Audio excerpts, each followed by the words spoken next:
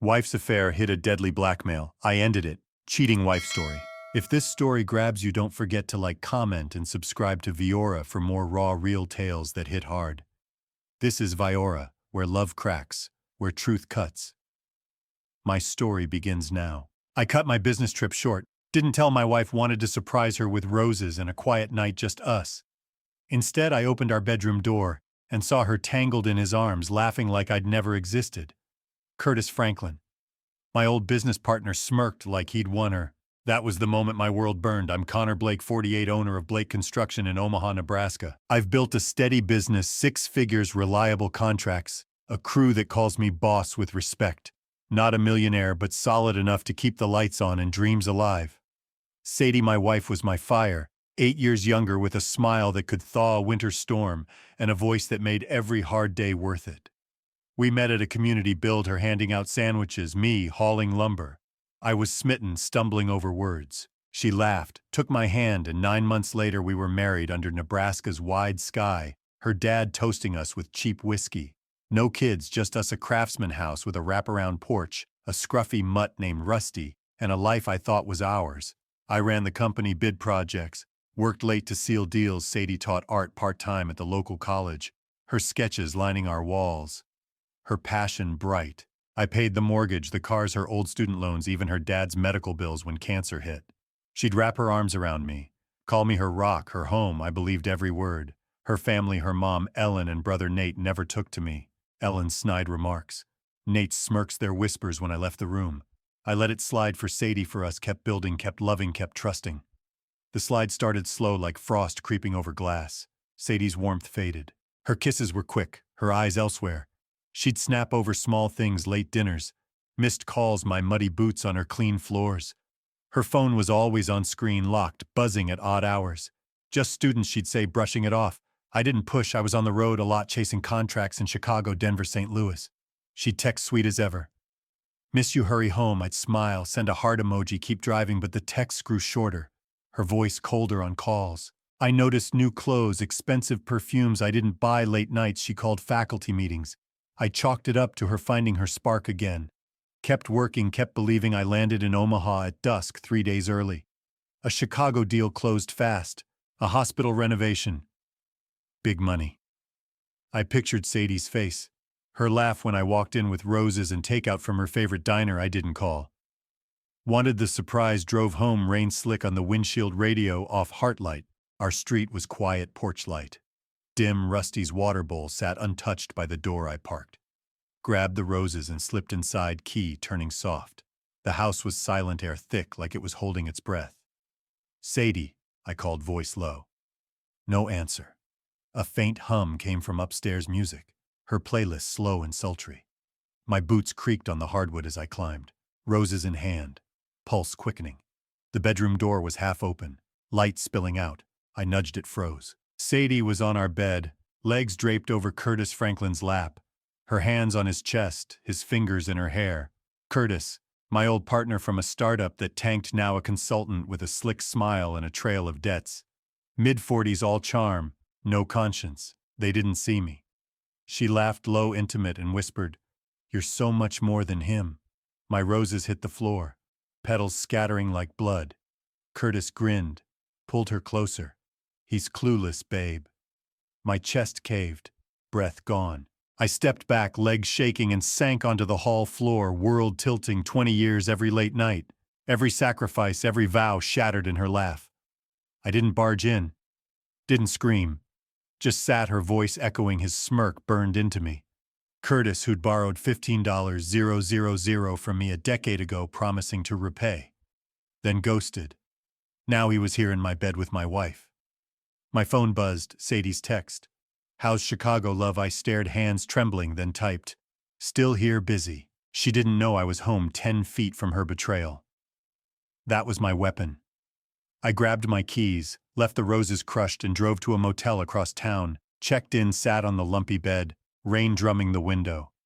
Pulled my phone, called Ray, my buddy, a private investigator, ex-Marine. "Need you." I said, voice steady, "Sadie and Curtis Franklin, everything." Ray didn't hesitate. "How bad?" I swallowed. "Bad, 48 hours. He grunted. "Done." I didn't sleep. stared at the motel's cracked ceiling, replaying Sadie's laugh. Curtis's hands memories flooded our first date, her sketching me by the Missouri River, our wedding, her dad's proud grin, our road trip singing off-key to Springsteen. Had it all been a lie? I checked our bank account, $18,000 gone small, withdrawals over months labeled art supplies, travel. Sadie's work. My money. I froze her cards, moved my business funds to a new account, locked her out. If she was playing, she'd play with nothing. Ray called it dawn, Curtis's filth, he said, voice low. Consulting firms affront shady deals, cash payments, blackmail gigs. He's been with Sadie for 6 months, hotels, restaurants, her footing the bill. Photos landed in my inbox. Sadie and Curtis arm in arm at a steakhouse, her kissing him in a hotel lot. My jaw clenched. How much? I asked. Ray paused. $18,000. Connor. And she's moving more bank wires labeled consulting. I gripped the motel desk. This wasn't just a cheating wife story, it was a heist. I met Ellen Walsh, my lawyer, at her office. Son barely up divorce, I said, sliding bank records across her desk, and full control house business. Rusty Ellen, a veteran litigator, scanned the deeds. My name, my sweat, you're ironclad, she said, then eyed Ray's photos. She's been careless, fraud's a bonus, I nodded. Add it and custody of anything we share.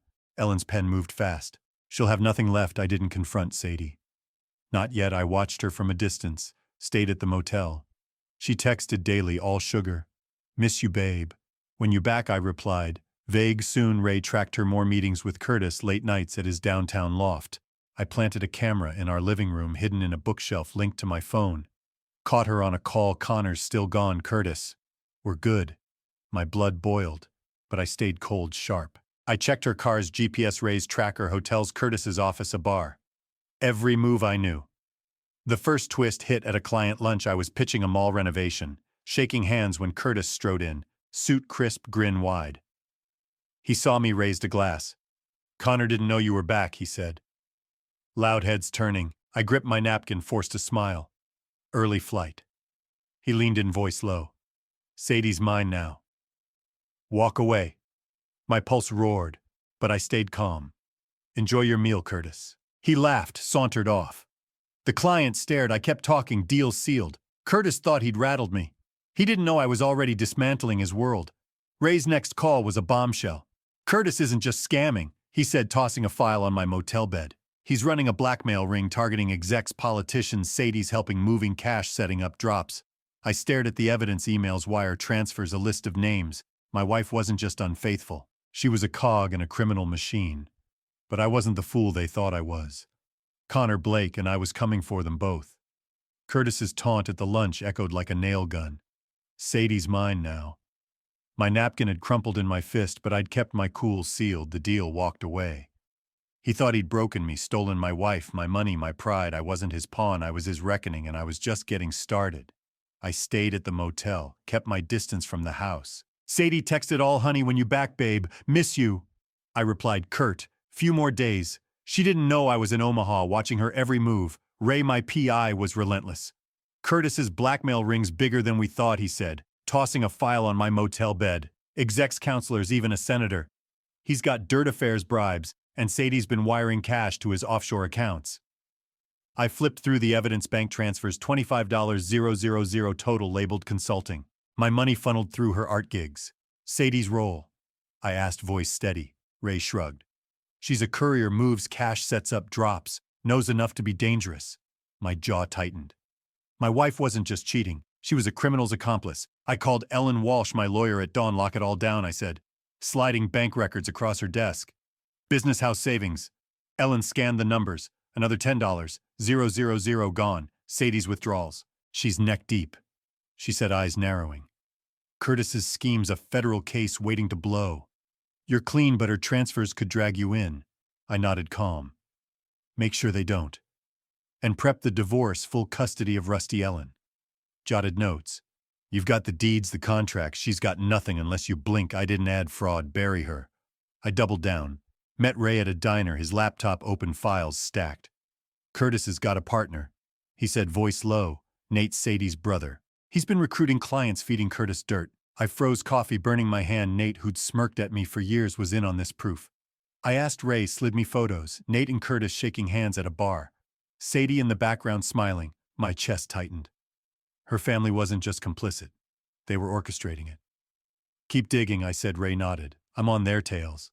I tailed Sadie myself. She said she was teaching late. I followed. Kept my distance. She didn't hit the college, parked at Curtis's loft downtown, lights low. Stayed 2 hours. I snapped photos, sent them to Ray. Track her, I texted. He replied, got her. Curtis, too. I drove back to the motel, rain heavy, mind sharp. The living room camera caught her later on a call. Connor's still gone, Curtis. We're safe. I smiled cold, sipping a beer. Safe. She had no idea I hired a second PI, Lisa Cole, a forensic tech Ray vouched for. Traced the money, I told her, handing over Sadie's bank records. And Nate's roll. Lisa's eyes gleamed. This is a house of cards. Connor Curtis's blackmail, Nate's clients, Sadie's wires. It's a RICO case. I'll get you the threads. I nodded. Keep my name out. She smirked. Always the first twist hit like a collapsing scaffold. Lisa called Nate's not just a recruiter. She said he's Curtis's half-brother. Same dad, different moms. They've been running scams since college. I stared at my motel window. Omaha's lights blurring. Sadie knows. Lisa paused. She's been at their family dinners. Connor Ellen's there too. Sadie's mom. She's been pushing Sadie to Curtis.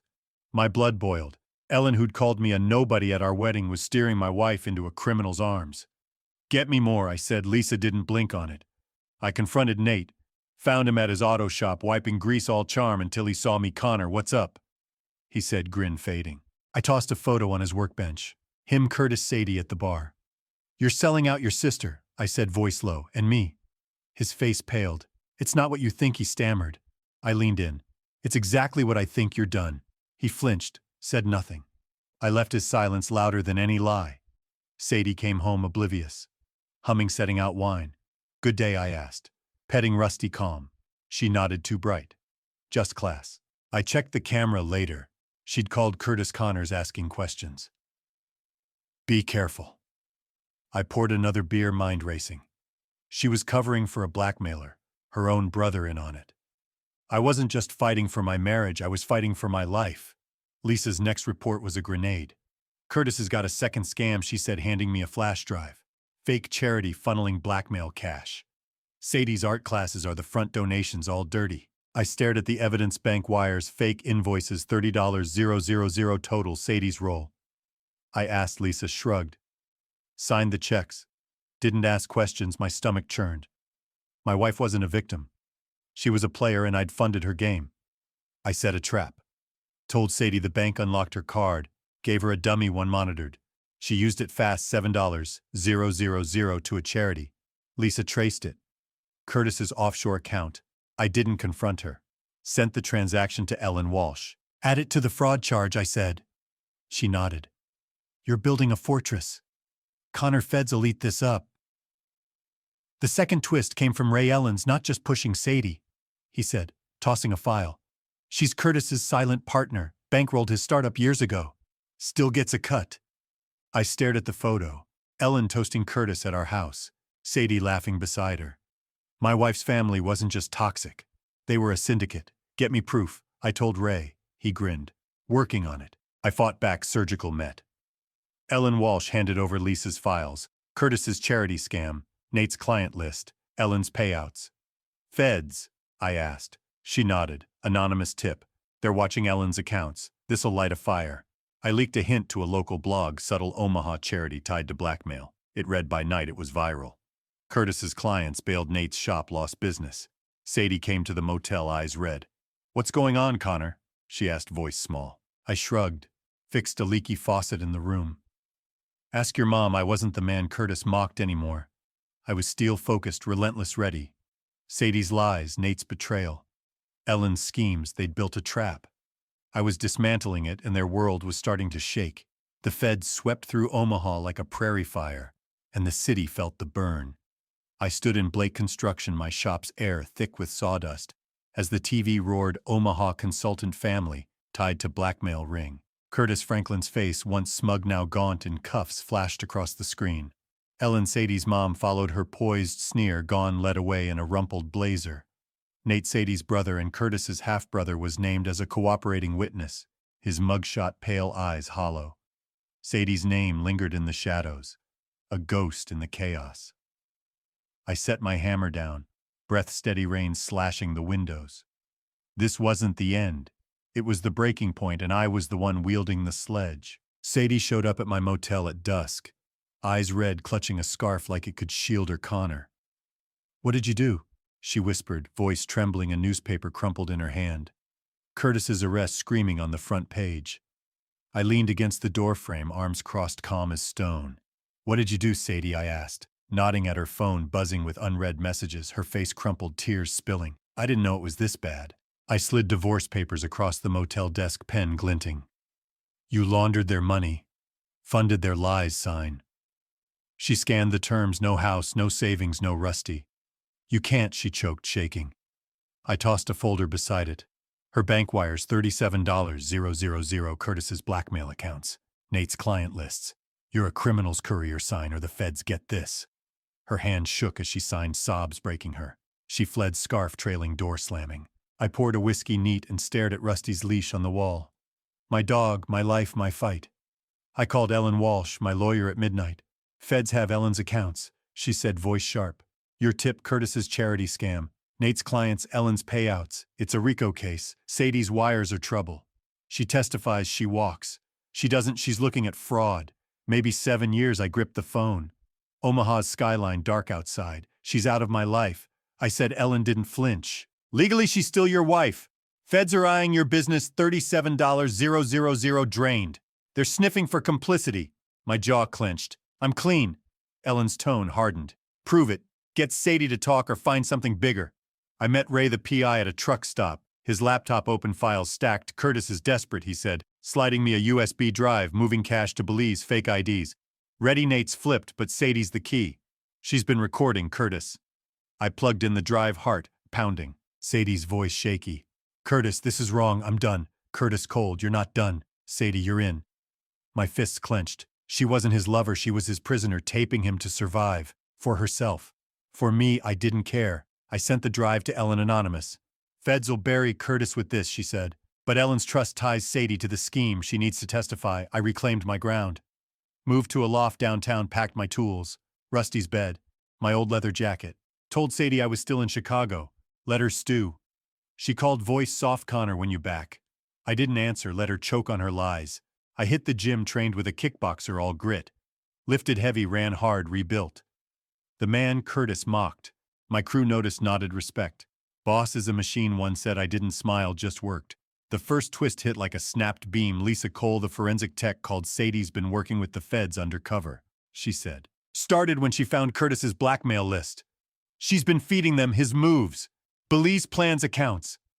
I froze, whiskey burning my throat. "Undercover." Lisa's voice was steady. "She's scared. Connor wants to protect you, but Ellen's network knows she's talking." My blood ran cold. Sadie, a double agent, a target. I didn't trust her, but I needed her alive for the truth. I met my sister Jenna at a bar away from Sadie's reach. She hugged me, eyes fierce. "I saw Sadie with Curtis last week," she said, sliding me a flash drive. "Caught them arguing at his loft. She dropped this." I plugged it in. Sadie's voice. Panicked. "Curtis, Ellen's onto me. If I talk, I'm dead." Curtis smug. "Then don't talk, babe." My stomach churned. Sadie was in deeper than I'd thought, her own mother a threat. I sent the drive to Ellen Walsh. "Feds need this," I texted. She replied, "This nails Curtis and Ellen. Sadie's their star witness now." I went to Sadie unannounced at her mom's house. Ellen opened the door, sneered, "You're not welcome, Connor." I pushed past. Found Sadie in the living room. Eyes red, Rusty at her feet. "Talk to the feds," I said, voice low. "You're not safe." She shook her head, tears falling. "I'm trying, Connor. I never meant." I cut her off. "You chose Curtis, save yourself." She nodded, trembling. I left. Ellen's curses trailing me. Rusty's whine echoing in my ears. The second twist was a gut punch. Ray called, voice urgent. "Ellen's network goes deeper. A dirty cop, Detective Paul Vance, on payroll. He's been burying Curtis's tracks, even a hit." I gripped my desk, knuckles white. "A hit?" Ray's tone was grim. "Client who threatened to talk, staged overdose. Sadie's recordings caught Curtis bragging." My hand shook. Sadie had loved to kill her, and her family had bankrolled him. I sent Ray's evidence to Ellen Walsh. "Anonymous feds will flip Vance with this," she said. "But Sadie's in danger. Ellen's crew wants her silent." The third twist came from Jenna. I hacked Sadie's laptop, she said, handing me a USB stick. She's been emailing Nate's ex, Tara, who'd been at our barbecues. All smiles, emails loaded. Tara to Sadie, Curtis is running Belize tomorrow. Come with us, Sadie's reply. I can't, O'Connor? My heart raced. Sadie was torn, but Tara was pushing her to flee. I sent the emails to Ellen Walsh. Feds need to move, I texted. She replied. They're on it. Curtis's jets grounded, I went public surgical. Leaked Vance's payoffs and Ellen's trust to a national outlet.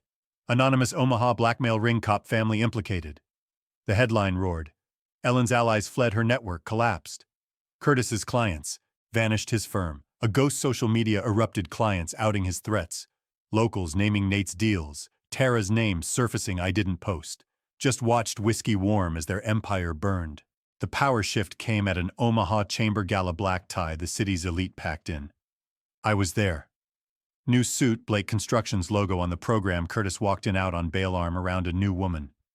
Smirk sharp, Sadie trailed, head low. Dress plain, Nate followed, eyes darting. The room hushed, sensing blood. Curtis approached, voice booming, Connor still hauling lumber while I run this city. I stood calm, voice clear. City's done with you, Curtis. Feds have your hit list. Murmurs rippled. I played Sadie's recording. Curtis's voice bragging about the client's death. The crowd gasped. Curtis's face twisted. You're finished, he hissed, lunging. I sidestepped security, tackling him. Sadie stared, tears streaming. Nate fled, head low. I sipped my whiskey steady. The gala was mine. The fourth twist hit days later. Lisa called. Tara's been running a side scam. She said fake art auctions tied to Curtis's charity. Sadie's classes funded it. I stared, heart pounding. Tara, the family friend, was a player, not a bystander. I leaked Tara's auction docs to the press. Anonymous Omaha art scam exposed. The story ran. Tara's reputation tanked, her social circle dust. Ellen called, raging, you're destroying us. I hung up. Her family wasn't mine anymore. The fifth twist was quieter, sharper. Ray found a ledger. Ellen's hidden in a safe deposit box. It listed payoffs, clients, even a second hit. A whistleblower. Curtis silenced. Sadie's recordings tied Ellen to the order. I sent it to the feds. Anonymous, this buries them all, Ellen Walsh said. Sadie's testimony seals it. The trial was a maelstrom. I watched clips online. Nate testified, voice trembling, naming Curtis's scams, Ellen's payouts, Tara's auctions. Sadie took the stand, steady, her recordings, the hammer. Curtis's voice, Ellen's orders, Vance's cover-ups. Vance flipped, spilling everything. Curtis got 30 years, racketeering, fraud, manslaughter. Ellen 20, Nate 5, probation. Tara 7, Sadie walked, her deal sealed. The house was mine, business untouched. Rusty by my side, I expected closure. Felt hollow. Drove to the house now for sale one last time. Stood on the porch. Rusty's leash in hand, rain soaking my boots. Memories flashed, Sadie's laugh, our first dance. Rusty's puppy barks, all lies. I left the city's lights, blurred my heart, heavy but free. The final twist was a letter, no sender, at my loft. Sadie's handwriting. Connor, I'm gone, I saved you but I lost us. Forgive me, inside a locket, our wedding photo. Her smile, soft, mine real. A check, $60,000, her art class scraps, and a note from Jenna. You're the strongest man I know. I stared, throat tight, didn't cash the check. Donated it to a veteran's shelter. Sadie's guilt wasn't my weight. Jenna's faith was my armor. I rebuilt Loft's home business, booming new contracts city-wide. I walk Rusty daily, play guitar again. Met Lauren, a carpenter, grounded, no shadows. Where slow beers builds truth. Curtis is caged, Ellen's dust. Nate's silent. Tara's gone. Sadie's a whisper somewhere, starting over. Did I reclaim my life or build a new one? Betrayal breaks, but grit rebuilds stronger. Like what you heard, hit that like button. Share your thoughts in the comments.